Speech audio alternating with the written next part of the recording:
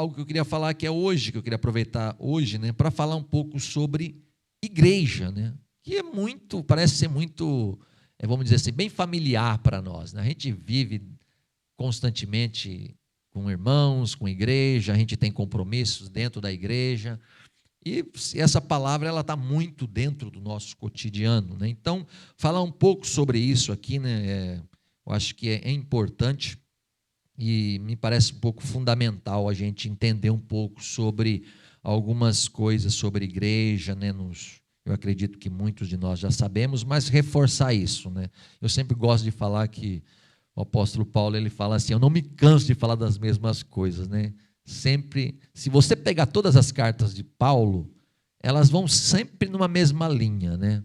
Mesmo que seja para lugares diferentes, elas estão ali ensinando a mesma direção. Então, isso é bastante interessante para nós, né? A gente não tem aqui a pretensão de vir falar alguma coisa que, uau, nunca ouvi falar sobre isso. Eu acredito que não. Eu acredito que você já ouviu falar isso várias vezes.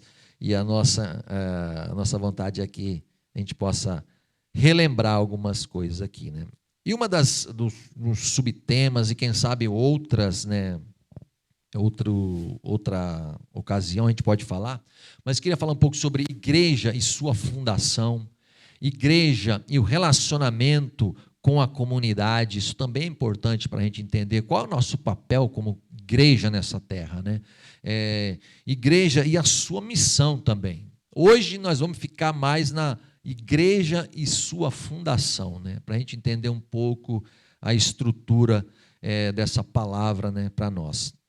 E a ideia hoje, irmãos, é que o nosso bate-papo aqui, a nossa conversa, ela não seja de muito assim, vamos dizer, ela tem uma visão mais bíblica, uma ideia mais bíblica, discutir sobre basicamente esse texto que nós lemos, do que ficar falando sobre as igrejas em si. Isso seria interessante para uma outra ocasião, né? A gente poder falar sobre igrejas, né, sobre as suas diferenças, né? Por isso que a gente fala, nossa, mas aquela igreja tem uma diferença na liturgia, de tudo isso, porque, então, seria bastante interessante também falar um pouco sobre isso, o que é realmente, de fato, valioso a gente analisar numa igreja, e o que não vale a pena a gente abrir uma discussão, né, que não vai levar a lugar nenhum, mas fica para uma próxima ocasião. Hoje a gente vai falar basicamente naquilo que sobre a estrutura da igreja para nós, né?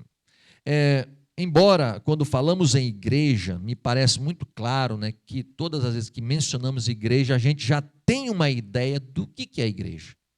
Né? Igreja para nós eu vou à igreja, né? Então estou indo para IAL, né? Ou se você vai em outra igreja, se você já esteve em outra igreja, todas as vezes que falamos sobre igreja, aparentemente parece que estamos lembrando de uma localidade, né? 4 paredes, um símbolo de uma cruz, alguma coisa assim. E é bem verdade que no Antigo Testamento, essa coisa de igreja, lugar, né? Era bem assim, para eles era meio que normal, vamos dizer assim, né? Quando os judeus, né, eles se reuniam, eles iam ao templo, tinha uma data marcada para ir, tinha uma época que eles iam, tinham um momento, um porquê que eles saíam para ir até lá, né? Então lá era o lugar onde habitava Deus, onde tinha ali o momento de você levar algo a Deus, oferta para Deus, onde você tinha muitas oportunidades para, vamos dizer, cultuar a Deus. Isso lá no Antigo Testamento. Parece que é antigo, mas muitas pessoas vivem esse Antigo Testamento hoje. Né? Porque ele tem uma visão do seguinte: Deus só está lá. Nós vamos ter um encontro com Deus. A minha pergunta é, mas por que você já não encontrou ele antes de ir para lá? É só lá que você encontra? É só lá que Deus fala? Parece que quando adentramos as portas da igreja, parece que ali é o lugar santo, vamos dizer, como era no Antigo Testamento, né? Eles tinham até um lugar para ir, dali para frente só o sumo sacerdote, ninguém pisava, né? Mas esse véu foi rasgado, né? Nós não precisamos ter essa visão como no Antigo Testamento, tem um lugar só, é naquele horário, graças a Deus, irmãos, que nós temos sim para organizar a igreja, para ter um conforto, né? para nós termos um ar-condicionado, uma cadeira. Isso é bom para nós. Mas a nossa ideia de igreja não pode se limitar só a isso, né? Imagine quando foi a época aqui dos irmãos, todos aqui acredito que passaram o Covid, né? Eu mesmo cheguei aqui, já estava acho que na primeira para a segunda onda, né, daquela parada, né? Quando teve quanto? Na 10ª, né? Não, mas a igreja parou acho que umas 6 vezes, não foi? Na primeira vez que parou, que a gente entrou em contato, aí não estava tendo culto. Aí quando começou a gente veio, naquela segunda, no segundo início. E muitas pessoas sofreram com isso, porque muitos têm essa ideia, né, de igreja lá. Outros sofreram porque entendiam que igreja é você estar unido, e a gente não podia estar reunido junto um com o outro. Então a gente sofria muito com isso, né? Então essa ideia de templo, lugar, isso é lá do antigo, embora, como eu disse, aqui tem muitas pessoas que hoje têm o templo como sagrado, uau, e para piorar, inúmeras igrejas por aí, eles dão essa ênfase e vai com tudo, e viram uma ideia completamente equivocada, né? Na época de Jesus, ele já enfrentou muito essa ideia dos religiosos que vendiam, aproveitavam a ocasião que o povo está vindo, então já que o povo está vindo, vamos vender para eles um pouquinho mais caro, né? O cordeiro ali, os pombos, quem não tinha muito dinheiro. Então fazia aquela barganha, era uma negociata ali na frente da onde se reunia. Jesus bate de frente com esse tipo de religiosos, né? Porque ele queria ensinar para nós o que igreja não é isso aí. Não é essa negociata, não é essa troca nessa pressão. Quando chegavam ali, ó, se você não der, Deus vai te castigar, né? E hoje, não parece que esse negócio, a gente poderia falar assim, puxa, isso é triste porque era só lá atrás, mas a verdade é que até hoje esse sistema continua em muitos lugares. Se você não der, de cima já pressiona, olha, eu acho que você não recebeu a bênção, é porque você não deu o que deveria dar, hein? Como se Deus precisasse de alguma coisa, né? Ah, é porque aí eu recebi, eu orei e recebi. Ah, você não recebeu? É porque você não buscou, e é uma pressão, vira um rolo compressor a igreja. Vira um negócio a igreja. Então muitas pessoas vão à igreja por opressão, por medo, por buscar a Deus dessa maneira. E muitos líderes aproveitam a onda e mandam junto, e falam mais, e dão ênfase nesse negócio. Era o que os religiosos faziam lá atrás. E Jesus vem e bate de frente. Algumas das vezes a gente pensa que Jesus era bonzinho, assim, passava a mão, nada. Teve uma hora que ele perdeu a paciência lá, quebrou com as mesas todas desses cambistas aqui. Né? O que vocês estão fazendo da casa, do lugar da adoração a Deus? E a ideia, irmão, do Novo Testamento, ela é completamente diferente. E aqui começa para nós algumas coisas que a gente precisa entender. O que é igreja? Se nós chegássemos os discípulos na igreja primitiva e falassem, rapaz, vamos para a igreja, eles olhariam para nós e falariam assim, mas peraí, eu não estou entendendo o que você está falando. Eu não estou entendendo. Como assim vamos para a igreja? Igreja não é lá, igreja é nós reunidos, né?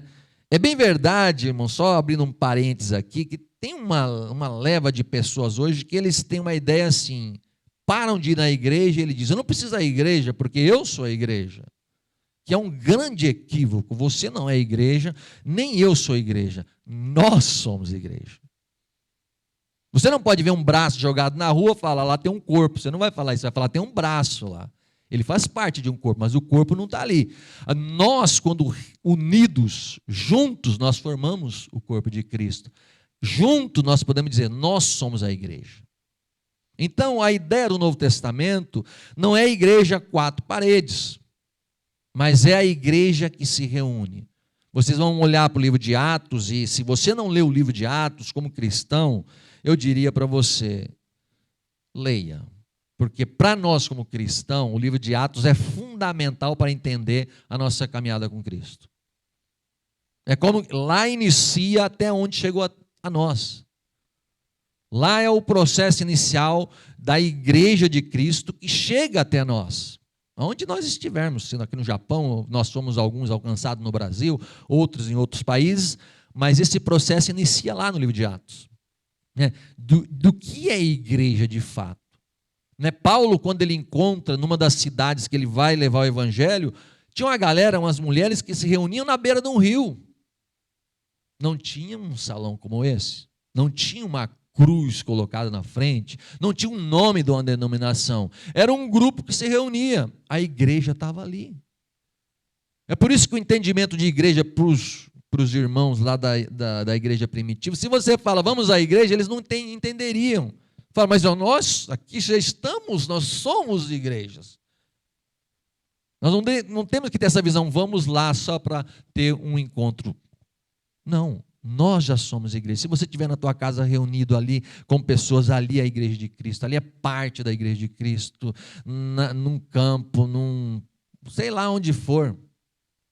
Não é só aqui que é a igreja, mas aqui faz parte do culto. A gente reúne para juntos louvarmos a Deus, para termos um lugar, mas se amanhã o dono desse lugar vir falar, gente, desculpa, mas nós precisamos fechar aqui. Aí vamos ficar desesperados. A igreja fechou as portas. Não, a igreja não fechou a porta. O prédio fechou a porta. Jesus não vai vir buscar o prédio. Essa que é a primeira grande questão para nós. Nós estamos preocupados, muitas pessoas pensam nisso. O prédio é santo. Não, o prédio não é santo, irmão. É apenas um prédio que nós utilizamos para reuniões da igreja. Amém? Tem muitas pessoas que olham para o lugar. Meu Deus do céu, eu não estou muito bem. A hora que eu pisar o pé na igreja, eu tenho que me santificar. Senhor, me perdoa, irmão. Esse é um grande equívoco. Não é o lugar. Você não vai ser queimado quando você botar o pé a partir daquela porta lá. Não vai. É apenas um lugar. Eu me lembro que lá em Xiga, na igreja que eu estava lá, cuidando, e chegou uma época, ela era dentro de um prédio, melhor, de um terreno, que era uma empresa que trabalhava ali, e o dono da empresa falou com o dono daquele terreno e disse, olha, nós queremos utilizar tudo aqui. E, de fato, a igreja está meio que atrapalhando a gente, porque domingo lotava de carro e domingo eles trabalhavam, né? Então, ficava aquela dificuldade. E o dono chegou para a gente e falou, olha, vocês vão ter que sair, né? Como tinha contrato tudo, demorou 6 meses, né? Então, a gente tinha 6 meses para arrumar um lugar. Não arrumamos nenhum lugar. Imagine. Aí, fomos num Caican. Caican também tem dificuldade de alugar para a igreja. E nós falamos, olha, é uma reunião da comunidade brasileira, hispana, e nós vamos fazer reuniões aqui, tem aulas de música, tem um monte de coisa. Colocamos ali, ele falou, ok, pode ter reuniões? Pode ter. E começamos ali. Ali virou um negócio muito legal, muito gostoso, porque as pessoas entendiam o seguinte, que não era aquele templo antigo, o salão, mas era a reunião das pessoas. E você sabe quando as pessoas, você convida alguém, vamos lá no culto nosso do domingo, eles falam, onde é que é? No Caican. Caican, cara? Mas igreja no Caican? Igreja não tem um lugar, não? Não temos. Mas vai lá, participa com a gente. E as pessoas que chegavam, ficavam muito assim, entendendo um pouco esse sentido. Não importa, se não tivesse nenhum lugar, nós vai para um parque, como algumas vezes aconteceu, porque japoneses aqui alugam o Caican com meses de antecedência. Chegava no mês que eu ia fazer as agendas da igreja, o rapaz dizia, olha, tal dia já está alugado. Ah, é? E agora? Não, tudo bem. Nós marcávamos um culto ao ar livre. E o povo via do mesmo jeito. Porque a igreja não é esse limite que a gente olha, né? Se der um terremoto, o prédio cair, irmão, a igreja continua. Vai para outro lugar, não tem lugar, vai para casas. É por isso que a gente se reúne nas casas, isso é muito gostoso. Isso é muito bom. Então, o entendimento de igreja ele precisa ser um pouco mais entendido para a gente não cometer erros. A gente ficar com uma questão meio errada sobre o valor da verdadeira igreja que Cristo nos ensina no Novo Testamento. E aqui nós vamos falar um pouco hoje sobre as características de uma igreja saudável, né? E vamos aprender um pouco sobre isso. Em primeiro lugar, e daqui a pouco eu peço para você colocar um texto, okay? Mas em primeiro lugar, igreja no grego significa eclesia, ou talvez pode ser que o ratson, né, a entonação seja um pouco diferente, mas eu acredito que é isso, eclesia, que quer dizer um ajuntamento de pessoas. Ajuntamento de pessoas, né? Uma outra ideia dessa mesma raiz dessa palavra é chamados para fora. Isso dá uma ideia bem interessante para nós, né? Tem muitas pessoas que vão, entram e fecham. É como se entrássemos aqui e fechasse a porta, ninguém entra, não temos interesse que as pessoas entrem. Não, a igreja é chamada para fora. É chamados para levar o evangelho. É por isso que nós estamos hoje dentro de dito uma igreja que se reúne, porque a igreja lá primitiva, ela entendeu forçadamente, irmão, porque os apóstolos estavam bem tranquilos em Jerusalém, a igreja estava de boa, crescendo em Jerusalém, eles estavam tranquilos. O que acontece? Vem a perseguição. Vocês não vão sair? Então vem a perseguição. A perseguição vem, os discípulos começam a sair e alcançam até os confins. Os confins foram até a gente, né? Naquela época, os confins eram ali perto ainda, mas ela foi crescendo e avançando. E você vai vendo pelas cartas, pelo livro de Atos, como que a igreja vai indo. E Deus cuidando de tudo isso. Não foi para criar uma igreja em Jerusalém e ficar ali. Ficam ali de dentro dessas quatro paredes. Não, igreja não é para isso, é para sair. Saia daí onde vocês estão e vão levar o evangelho. O evangelho da graça, o evangelho do amor de Deus, do perdão de Deus. Ele morreu, levem essa mensagem para as pessoas. Isso era a igreja, é o sentido de igreja, né? Então a igreja de Jerusalém, ela estava lá tranquila, mas saiu, foi chamada para fora daquele mundinho ali. E muitas vezes nós estamos bem tranquilos dentro da igreja. Afinal de contas, eu já fui salvo, eu estou tranquilo, eu tenho meus dias de adoração, eu vou para a igreja, eu me reúno com os irmãos, está tudo bem.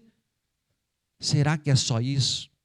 Então, quando falarmos de igreja, mais em outra oportunidade, vamos falar um pouco sobre a missão dessa igreja, né? Mas hoje vamos para o foco principal, que é o fundamento. E vamos lá para o livro de Mateus 16, se você tiver com a Bíblia aberta, porque os únicos temas que nós temos aqui é esses versículos aqui. E eu queria ler com os irmãos aqui, né? Nós já lemos, fizemos a leitura. Aqui diz assim no versículo 13: Jesus, indo para Cesareia, ele perguntou aos discípulos, estava com os discípulos próximo dele, ele faz uma pergunta: o que a galera está falando de mim aí? O que o pessoal, a multidão, porque você sabe que quando você reúne a multidão, fica um zum, né? E quem que é esse rapaz? Olha, ele fala bonito, hein? Quem que ele é? O que você acha que ele é? Então, a conversa no meio da multidão, Jesus queria saber, perguntou para os discípulos, né? Que diz o povo ser o Filho do Homem? Sobre ele mesmo. Então, você percebe que todo o contexto, Jesus está falando sobre ele aqui. Isso é muito importante entender. E eles responderam: olha, alguns dizem que é João Batista. Outros dizem, olha, Elias, o grande ali, profeta Elias, lá do livro de Reis, que orou, o fogo desceu, e é uma mensagem bem dura mesmo, que Elias tinha. Alguns disseram, deve ser Elias, né? Outros disseram Jeremias, né? Que também foi uma mensagem bem dura. Aliás, qual o profeta que não tinha uma mensagem meio dura, né? Os profetas do Senhor de verdade tinham uma mensagem bem dura. Vocês vão lembrar de João Batista, que foi o precursor de Jesus. Ele chamava os fariseus de hipócritas ali, né? Raça de víboras. Já pensou um profeta chegar e dizer na cara dos religiosos da época? Daria uma raiva, né? Se nós tivéssemos ali, ele está falando, nós somos hipócritas, nós somos uma raça de víboras. Os caras ficavam muito irados. Mas esse era o nível dos profetas, eles falavam duro mesmo. E eles disseram, olha, outras também dizem outros nomes aí, outros profetas.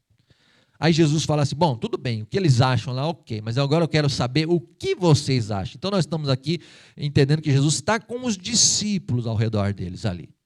Agora eu quero saber o que vocês têm para dizer. O que vocês acham sobre o Filho do Homem, né? No versículo 15 aqui. Mas vós, continuou ele, quem dizeis que eu sou? E aí o versículo 16, respondendo Simão Pedro disse, tu és o Cristo, o Filho do Deus vivo. Pedro era esse cara, irmão. Ele não deixaria ninguém falar na frente dele. A característica de Pedro é ele tem essa personalidade e você percebe que ele vai errar muitas vezes porque ele é aquele tipo de pessoa. Você pergunta uma coisa, ele já mandava, não é? Quando Jesus falava, eu vou morrer na cruz, ele falou, não, ninguém vai te pegar não, Senhor. Ele falava e depois tomava umas burdoadas pesadas. É o tipo de pessoa. Muitos de nós somos assim, a gente erra bastante, porque a gente acaba falando, né? Agora tem outros que ficam quietinhos, não fala nada. Mas a maioria dos discípulos não falou. Pedro toma uma liderança deles ali e fala, olha, tu és o Cristo, o Filho do Deus vivo. E acho que quando ele manda essa, talvez pelo jeitão dele, talvez ele fale, agora Jesus vai falar, uau, caramba, você é o cara, Pedrão, né?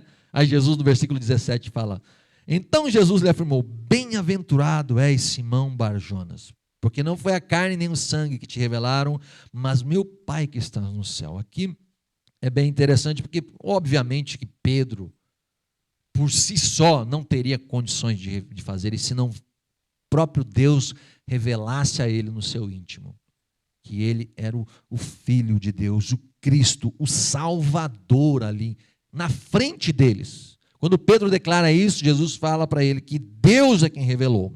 E aí o versículo 18 é um versículo fundamental para nós, para entendermos sobre fundamento da igreja, né? E talvez você já vai lembrar de alguma coisa, você já ouviu, quem já foi de um catolicismo mais, vamos dizer, profundo ali vai entender.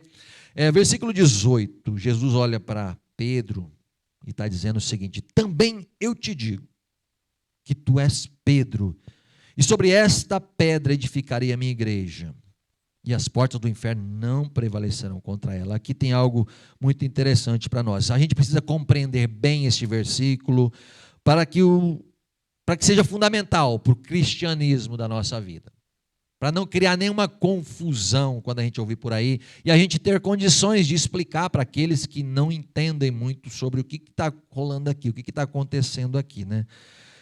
E é interessante, irmão, que o que Jesus vai falar, talvez se eu e você estivéssemos diante de um grande prédio aqui no centro de Osaka, aqui, aqueles arranha-céus gigantes, né? Se a gente tivesse com o engenheiro dele na nossa frente, nós poderíamos perguntar muita coisa. Como é que foi a construção disso? Olha a paisagem, qual foi a ideia, né? A gente perguntaria muito, porque isso nos chama a atenção. Agora, se o engenheiro falasse assim, vamos falar como é que é o fundamento desse prédio aqui, isso não me interessa, não deve ser muito legal, né? Porque a gente não valoriza muito o que está para baixo. Quando você olha uma árvore, o que te chama a atenção? Não são as raízes que estão dentro da terra, porque você não está vendo, mas a gente fica assombrado com a beleza de uma árvore, o que está para fora. Mas o que sustenta essa árvore é a raiz para dentro da terra. O que sustenta um grande prédio maravilhoso, lindo, que a gente bate palmas no centro de uma cidade, não é o que está para cima, mas é o fundamento que está ali. Então Jesus, como grande engenheiro das nossas vidas, ele vai falar sobre isso aqui agora. E é importante a gente entender bem sobre isso, para que a nossa fé esteja estruturada não naquilo que a gente está vendo aqui no culto, no que está acontecendo aqui, mas que a gente tenha condições de dizer, olha, minha fé está estruturada nas raízes, no profundo, eu estou entendendo sobre isso. É mais do que só o visual aqui, é um pouco mais profundo, né?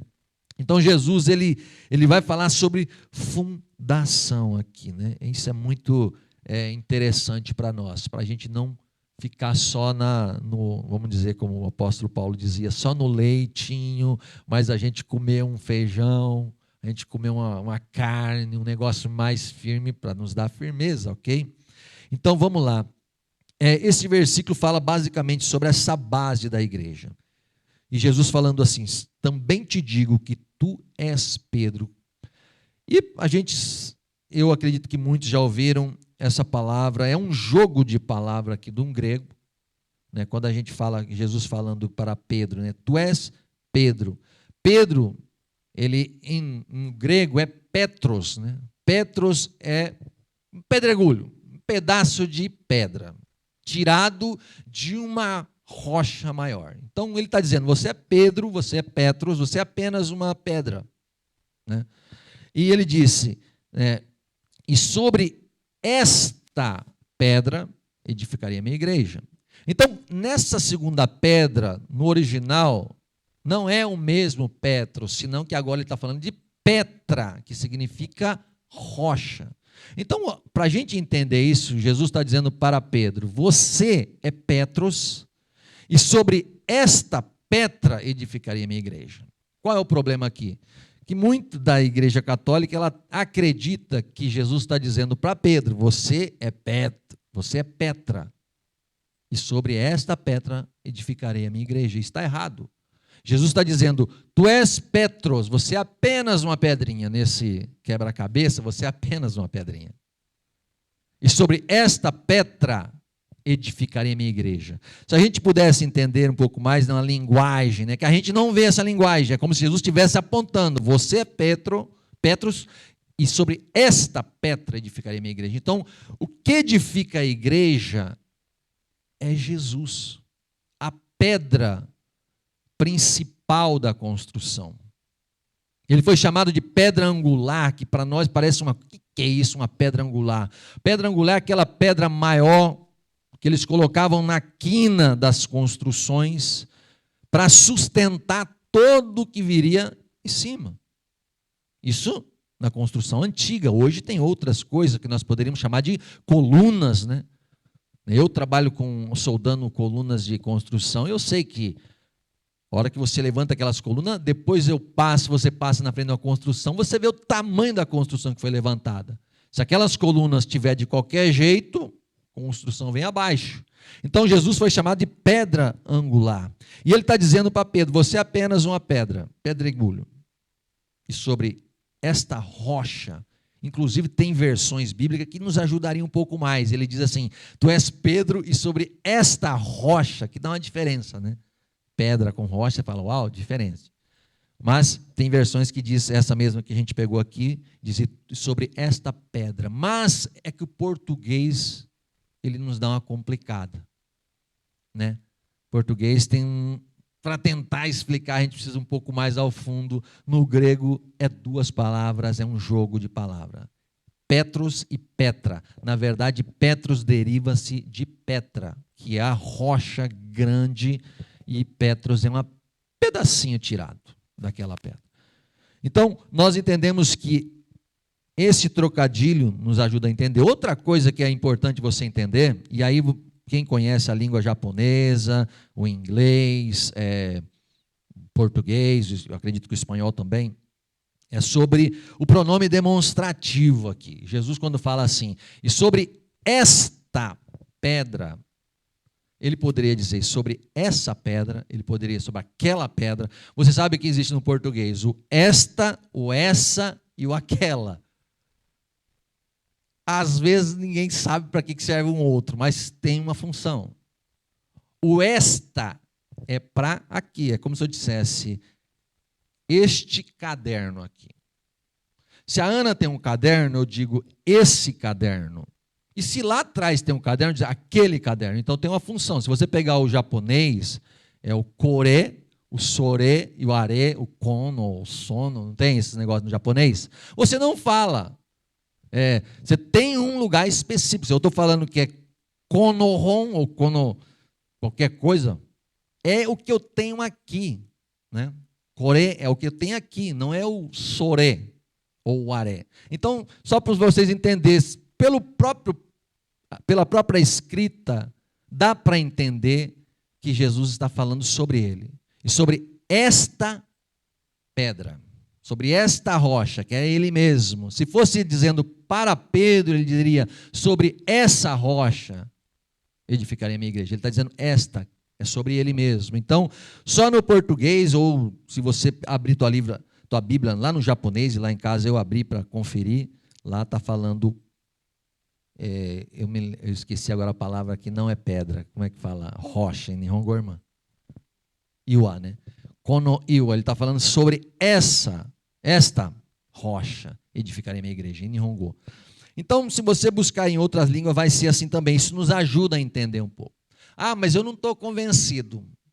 Então, vamos um pouco mais para a Bíblia, né? Então, por isso que a gente tem algumas coisas aqui para a nossa compreensão. Em 1 Coríntios 3,11, não tem aqui, mas eu quero ler para os irmãos, depois você pode abrir. 1 Coríntios 3,11, Paulo está dizendo assim: porque ninguém pode lançar outro fundamento além do que foi posto, o qual é Jesus Cristo. Paulo falando que o fundamento da igreja é Jesus Cristo, e ninguém pode colocar outro fundamento, só há um fundamento, não há dois. Não tem duas pedras angulares numa construção, é só uma. Então, Paulo declarando isso. Outra coisa bem interessante, em Atos 4,11, aí você fala assim, puxa, é Paulo falando, né? Agora Pedro falando, o próprio que recebeu, que estava na conversa com Jesus, ele poderia falar diferente, ele poderia falar, não, Jesus aquele dia falou que eu sou a pedra principal, mas aqui em 4,11 de Atos, ele está pregando lá, quando aquele paralítico ele é curado, né? Quando reúne aquela multidão, e aí ele está dizendo assim, este Jesus é pedra, no original é Petra, é rocha inabalável, este Jesus, rejeitado por vocês, os construtores, ele está mandando para os religiosos, a qual se tornou a pedra angular. É Pedro aqui falando, o mesmo que estava lá no discurso com Jesus, que ouviu Jesus dizer que ele era apenas um pedacinho de pedra, mas que a rocha, que era a estrutura da igreja, era o próprio Cristo. Ele está aqui confirmando. Lá no livro, na carta de Pedro, 1 Pedro, capítulo 2, ele vai falar isso também, que Jesus é a pedra angular. Ele é o que sustenta a igreja. Não há outro. Não há nenhum nome. A gente pode pensar tantas coisas, não. É Ele. Não adianta a gente falar de igreja o que a gente está enxergando se a gente não pensar que a estrutura principal da igreja é Cristo e não há outro. Ah, mas aquela igreja tem uns negócios lá bem bacanas. Não. O que sustenta a igreja, a pedra principal, tudo que vem é depois, tem que estar sobre ele. Ele é o que sustenta toda a construção. Porque se não for assim, a construção vai por água abaixo. Tem muita construção por aí que você olha, tá legal, tá bacana. A hora que bate a primeira onda, o primeiro problema, tudo vai por terra. O próprio Jesus fala daquelas duas casas sendo construídas, não é? Uma delas, quando o cara está lá cavando, aquela ideia daquela casa sobre a rocha, não é que o cara levou um material sobre uma rocha já vista, vamos construir a casa aqui. Não, a ideia é que ele chegou numa terra e começou a cavucar. Cavar, até encontrar a rocha lá embaixo. Ali ele firma a sua casa. Quando vem o vento, quando vem a tempestade, a casa está firmada nessa rocha. Essa é a ideia. Não aquele que construiu sobre uma areia apenas, mas aquele que cavou. Isso significa fundamento, isso significa a estrutura de uma construção está lá no profundo. Olha o que Jesus está falando. Ele é o grande engenheiro das nossas vidas, né? Construtor das nossas vidas. É ele que diz que a igreja, ele é o próprio fundamento. Sobre esta pedra, sobre esta rocha, edificarei a minha igreja. E aqui, esse é o primeiro ponto para nós. A gente tem que ter essa certeza de que não há outro fundamento, embora lá no Novo Testamento, Paulo bate de frente, porque alguns queriam colocar outros fundamentos. É por isso que eu disse que Paulo sempre fala para muitas igrejas, porque as igrejas queriam, vamos botar outra aqui, vamos acrescentar um pouquinho mais, e Paulo dizia, não precisa, Jesus é o único fundamento da igreja. Ok? Segunda coisa para nós, que é importante a gente falar é que Jesus, ele vai dizer nesse texto aqui, ó, no mesmo versículo 18, e sobre esta pedra edificarei a minha igreja. Isso nos ensina muito, porque a igreja, irmão, embora a gente vê muito nome conhecido sendo exaltado por aí, mas a igreja tem um dono. Ela tem um dono. E dono é aquele que paga, não é? E o preço que foi pago foi... Ninguém conseguiria pagar o preço de sangue lá na cruz. Jesus pagou o preço por essa igreja.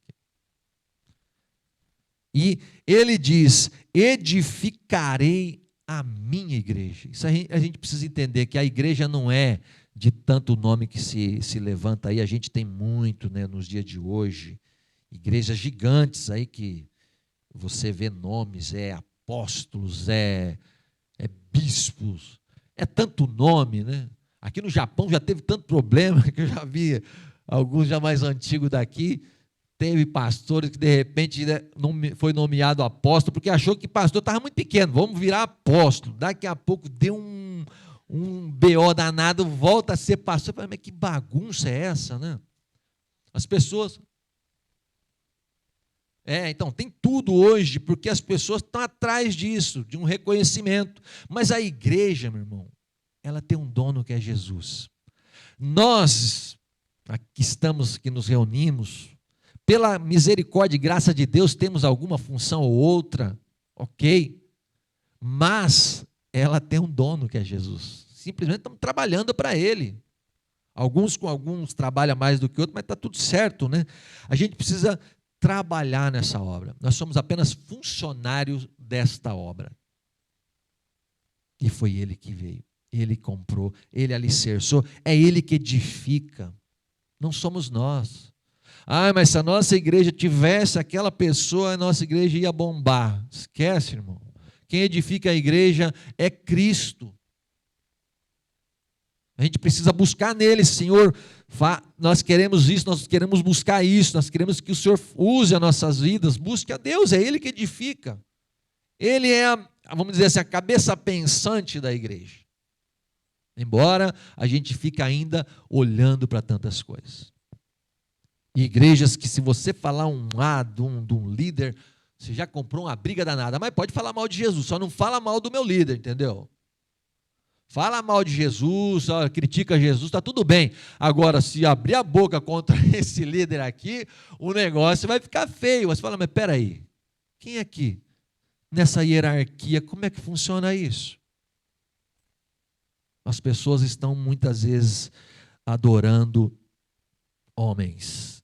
E eu vou dizer algo muito sério para nós aqui. Às vezes nós batemos em muito católico. Quando eu digo nós, a nossa ideia é cristã, evangélica. Nós falamos, o católico adora, tem os seus santos, seus deuses aí, que é isso, não pode. Aí você vai para o evangélico desse mesmo jeito, adorando os seus líderes, profetas, ou sei lá quem for. Os caras têm uma adoração por essas pessoas, como eu disse, não importa Jesus, só não fala mal desse líder. Que tipo é isso? Isso é uma adoração. Qual a diferença de alguém que está adorando um santo A ou B para alguém que está adorando um cantor ou um nome? Não é? Então agora vai ter um congresso, vai ter isso, e fulano vai vir, esse cara ele bomba, ele está em todas aí. Agora, com essa ideia de coaching para lá e para cá, vira um negócio que a gente começa a olhar para essas pessoas como se eles fossem o máximo. Nunca existiu pessoas tão sábias como eles. Agora, quando eles falam A, nós dizemos amém. Façam isso, ok, nós aceitamos. Nós temos que olhar para Jesus. Nossos olhos têm que estar só nele. Essas pessoas, quem eles são? E nós vamos entrar aqui mais um pouco para frente para falar sobre isso. Ele é o dono da igreja, né?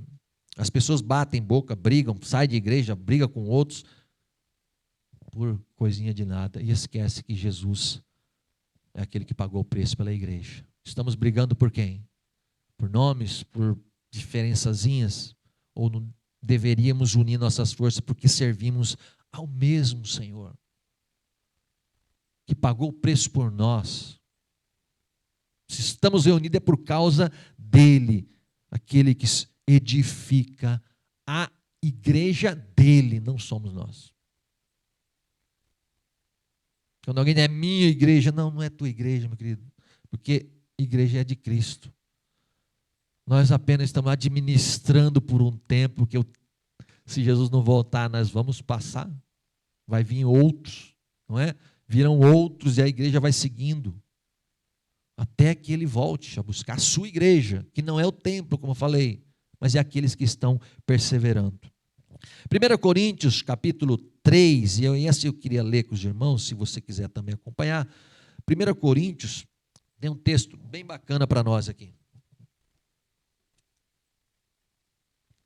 Capítulo 3, versículo 3 a 7, o apóstolo Paulo falando, e diz assim, capítulo 3, versículo 3 ao 7. Porquanto, havendo entre vós ciúmes e contendas, entenda o seguinte, que Paulo está escrevendo para uma igreja, ele está dizendo que na igreja tem ciúme e tem contenda. Espera aí, Paulo, não, tem que ser para pessoa de fora da igreja. Não, é de dentro da igreja. A igreja de Corinto era um problema seríssimo, não muito diferente dos dias de hoje. Porquanto, havendo entre vós ciúmes e contenda, não é assim que sois carnais, ele está chamando os crentes de carnal. Como pode? Crente carnal? Eu achava que não existia. Mas desde aquela época existe. Não se assuste. Não é assim que sois carnais e andais segundo o homem. Mas a gente não tinha que andar segundo Deus, segundo o Espírito. Mas a igreja seguia ali na direção do homem. Quando, pois, alguém diz, eu sou de Paulo e o outro, eu sou de Apolo, não é evidente que andais segundo os homens? Paulo está dizendo. Pensa a respeito, galera. Quem é Apolo e quem é Paulo? Servos por meio de quem crestes, e isto conforme o Senhor, conforme a cada um. Eu plantei, Apolo regou, mas o crescimento veio de Deus, de maneira que nem o que planta é alguma coisa, nem o que rega, mas Deus que dá o crescimento. O que Paulo está falando? Gente, eu preguei, talvez o Apolo regou, mas a questão é a seguinte, nem eu e nem Apolo não somos nada. Toda a glória é para aquele que dá o crescimento, que é Deus, que é o dono da igreja. Paulo teve o seu tempo, hoje não está mais fazendo a obra dele. Já teve o seu tempo, hoje somos nós. Então, e nós queremos um grande reconhecimento, pessoas querem um reconhecimento. Paulo está dizendo claramente, o maior escritor do Novo Testamento, acho que com 13 cartas, se não me falha a memória, a maioria dos textos do Novo Testamento que a gente vê, Paulo está ali envolvido. Ele está dizendo, olha, nem eu, vocês estão, esse partidarismo, esse mundanismo dentro da igreja, vocês estão aí querendo seguir A, B ou C, mas a gente não fez nada. Nós não somos nada, mas Deus é que deu o crescimento, Ele tem que ser exaltado. Aquele que pagou com seu próprio sangue, é Ele que edifica, e é Ele que trabalha, porque a ideia de edificar é uma construção que está sendo construída. O apóstolo Pedro, na sua carta, fala que nós somos como pedras vivas, nessa construção. Então ele chega, pega o Fabiano, põe aqui. Aí vem, pega a Jenny, vai colocando ali, vai colocando a Mil. Então vai encaixando nessa construção que é a igreja. Nós somos apenas pedrinhas pequenas sobre aquela pedra angular que está lá, nos sustentando, porque se ele não sustentar, a construção vai embora. Quem edifica a igreja não sou eu, nem você, nem ninguém. Quem edifica a igreja é Cristo. Guarde isso também. Quando alguém falar, esquece, irmão. O único que edifica a igreja é Jesus. O único que pode cobrar alguma coisa, falar alguma coisa, é Ele, porque Ele pagou. Ele pagou o preço. Ele pode pedir algo para nós, como o dono dessa igreja. Nós somos apenas os colaboradores do reino de Deus. Colaborador, o tempo que eu tiver aqui, que possa servir da melhor maneira a Deus. da melhor maneira, dar o meu melhor para Ele. Eu não sei até quando eu vou estar, mas o tempo que eu tiver, eu quero colaborar. Essa tem que ser a nossa ideia, de servir a Deus com nossos dons, com as nossas habilidades. Talvez você está aí com algum dom, com alguma habilidade que Deus te deu, use para a glória de Deus. A ideia de igreja no Novo Testamento, de reuniões, é que as pessoas que se reuniam com seus talentos, ajudar um ao outro. Não é só joga nas costas de um, mas todo mundo tem algo que Deus tem dado. Então pegue aquilo que você tem, sirva aos irmãos, sirva ao reino de Deus. Mas eu não sei tocar. Tem gente que só pensa que talento é só para tocar e cantar. Tem muito talento sendo distribuído aí no nosso meio. Tem gente que tem um talento para recepção. Tem muita gente que fala aqui na frente, tem facilidade para falar aqui, tem facilidade para tocar algum instrumento, mas na hora de atender alguém, o cara é bruto. A gente é meio durão. Agora tem gente com amor, o cara abraça, você fala, cara, que gostoso o abraço daquela pessoa ali, você sente o amor de Deus derramado ali. São talentos que Deus nos dá. A maneira de falar, né? Todo mundo tem os seus talentos, os seus valores, isso é para o reino de Deus, não é só para você. A gente não está aqui tocando, ou pregando, ou falando só porque a gente é melhor do que o outro, não. Isso é errado pensar, como muitas igrejas falam, mas você não tem porque você não buscou. Às vezes você tem, só precisa ser incentivado a servir de melhor maneira possível. A última coisa nesse ponto aqui, Jesus é o único indispensável nessa construção. Se o dia que a gente falar assim, bom, essa igreja, ela precisa de mim. Jesus fala assim, dá licença que eu vou mostrar o que é a verdade. Eu não preciso de ninguém, não preciso de você. Se a gente der uma de bonzão, Deus fala, pera então, dá licença, ele levanta outro e põe no lugar. Para fazer melhor do que a gente fazia. Só para mostrar para nós. Se a gente pensa ser alguma coisa, quem era Paulo? Se você estudar sobre essa pessoa, ele poderia botar todos os outros discípulos, dá licença, vocês não têm estudo, vocês não têm capacidade nenhuma para comparar comigo aqui. Ele dizia que ele era o menor dos apóstolos. Tudo que eu tinha aqui de valores que as pessoas olhariam e diriam, uau, Paulo é o cara. Ele considerou como esterco. É pesada a palavra. Como esterco, para não ser muito pesado, né? Porque talvez a real da palavra é mais ainda. Mas esterco tá bom para nós entender. Todos os valores que ele tinha, jogou na lata de lixo. Deus não precisa disso. Deus sem mim e sem você, ele continua sendo Deus. O problema é nós, sem Ele, que seríamos. Coitado de nós. Então, Ele é indispensável nessa construção. Nós somos apenas mais um ali. Uma terceira coisa neste versículo 18, irmão, ele diz assim que, o versículo 18 diz, e as portas do inferno, finalizando, do inferno não prevalecerão contra ela.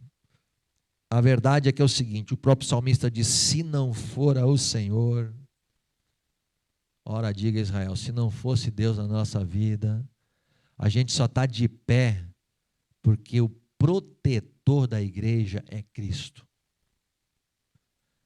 Tenha certeza de uma coisa aqui, o inimigo, Satanás, fica lá rodeando sobre as nossas vidas, querendo nos tragar, destruir a nossa vida.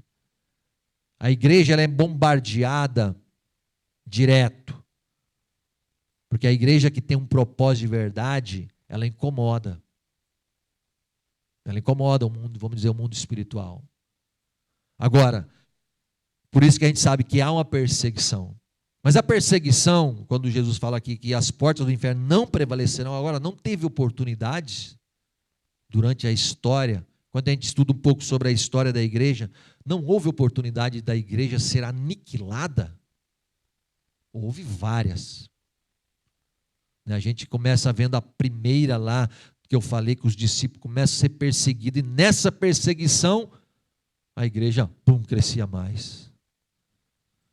Porque eles saíam e falavam do amor de Deus. Eu não sei se amanhã eu vou estar vivo, então vou falar hoje do amor de Deus.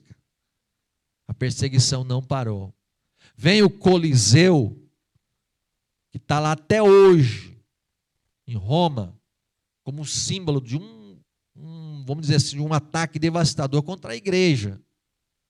A gente não tem ideia, a gente vê num filme assim, mas tem umas montagens ali no filme. Mas imagine você ser lançado por uma galera que está assistindo como se fosse um jogo de futebol, torcida, todo mundo vibrando, solta os cristãos no meio da arena e solta os leões, famintos, estraçalhavam em segundos. E quem estava assistindo lá fora fala, rapaz, se me pegar, é a mesma, eu vou para esse caminho. Liberavam touros gigantes ali para pisotear nos cristãos, como formiga no meio daquela arena. Gente sendo fogo, fornalha.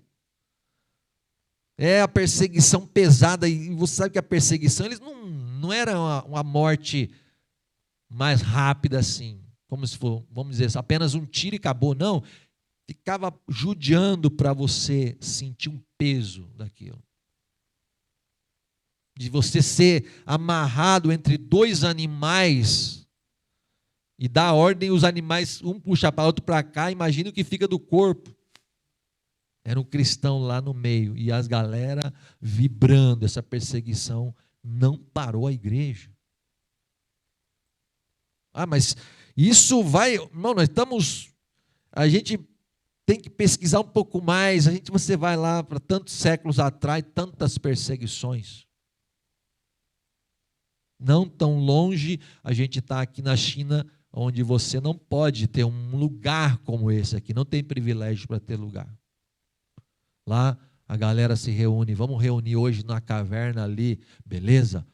Ok, é hoje. Amanhã não sabemos. Nós vamos vendo o que o Espírito vai dizendo aí, porque não dá para ter não dá para botar uma placa, irmão.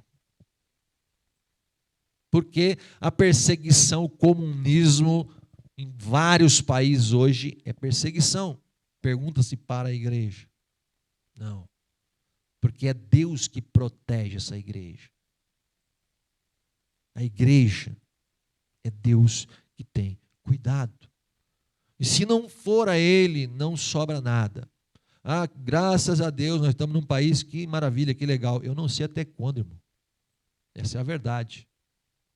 Você está num país que a porcentagem de cristão aqui é pequena, hein? É igual você lá na Indonésia, lá é quase 99, 98% da população muçulmana. Aí você acha que o cristão vai viver uma vida tranquila lá. Você acha que um cristão que tem vários cristãos aí espalhados pelo mundo em países muçulmanos, a vida dele é tranquila. Você acha que eles têm condições de ligar o som alto e estar ouvindo um louvor? Tudo quietinho. Mas não negando a Cristo. E ainda pregando o Evangelho. Eu lembro que alguns anos atrás, tinha uma irmã que ela trabalhava com missões na Índia. Um orfanato, mais ou menos 200 crianças. E algumas vezes que eu falei com ela, ela dizia que a dificuldade maior, o aluguel, era muito mais caro do que um aluguel aqui no Japão. Por mais que você queira ajudar, ficaria difícil. Eu falo, mas por que é tão caro aí? Por quê? Porque eles sabem que a gente é cristão, os donos não são. Eles são hindus, então eles pedem lá em cima. E como é que você vai fazer com 200 crianças? Vai todo mundo para a rua? Eles não têm nenhum amor para essas crianças. Eles querem o dinheiro. Então essas missionárias têm que ficar tentando entrar em contato com bases missionárias para ajudar, para que essas crianças não tenham que ir para a rua. Agora, por que não houve compaixão? Como esperar compaixão de alguém que não conhece a Cristo, não tem o amor de Deus na sua vida? Agora, nós estamos num país que a maioria não é cristã. E quem sabe isso para nós seja bom, para que a gente não se acomode. Para que a gente fique, está tranquilo. Eu não sei até quando, mas durante a história se mostrou que Cristo, ele é o protetor da igreja. E ele diz: e as portas do inferno não prevalecerão contra a igreja do Senhor. Que nós, como igreja, possamos entender isso, que esse texto nos ensine algo. Ele é aquele que nos sustenta. Se não for assim, a tua construção, a tua vida está por um fio.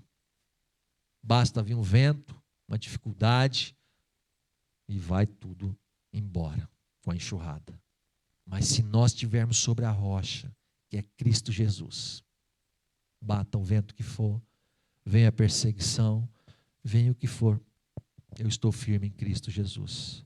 Porque é Ele que está edificando na minha vida a fé, trabalhando em mim no meu caráter, trabalhando em mim no meu crescimento espiritual. Ele é que edifica e é Ele que protege. Ele é que guarda. O leão da tribo de Judá que nós cantamos, é Ele que nos guarda. É Ele que nos sustenta como igreja. E se não for assim, coitado de nós. Ele que nos salvou é o mesmo que protege. Essa mensagem de hoje, eu queria deixar isso para nós como estrutura de uma igreja. E você tem a convicção disso. Não é o homem, não é um líder, embora talvez importante na caminhada, mas não é ele que sustenta, não é ele que edifica, não é ele que pagou o preço, não é ele que salvou a igreja. Mas é Cristo Jesus. Que nós possamos ter isso como convicção. Ele é a rocha da minha vida, eu sou apenas um pedregulho nessa construção. E eu queria que você tivesse isso como mente, na tua mente, no teu coração, na tua caminhada, e quem sabe outra oportunidade. Eu acredito que sim, se Deus permitir, estaremos falando sobre igreja e a sua missão, igreja na comunidade, qual o nosso papel como cristão. Será que é só para vir domingo aqui reunir? 2 horinhas por semana, está tudo bem? Será que é só para isso que Ele nos salvou? Então, quem sabe, Deus preparando, na próxima ocasião a gente fala sobre essa missão da igreja. E eu acredito que cabe a mim e a você, nesse papel, cumprir aquilo que Ele tem para nossas vidas. Amém?